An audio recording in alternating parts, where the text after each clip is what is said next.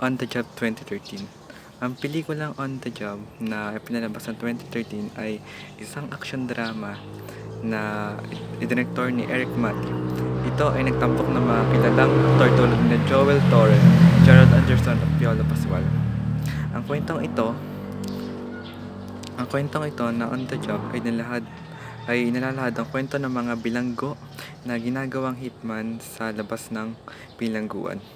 Pinakita nito ang korupsyon sa pulisya at sistema ng hustisya sa Pilipinas. Sa pamamagitan ng mga karakter ng mga bilanggo at pulis, ipinakita ng pelikula ang masalimuot na realidad ng krimen at katiwalaan sa lipunan.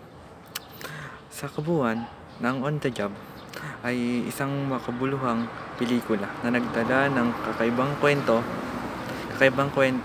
at pagganap ng nagbigay diin sa mga isyo at katiwalaan ng krimen sa lipunan ng Pilipinas.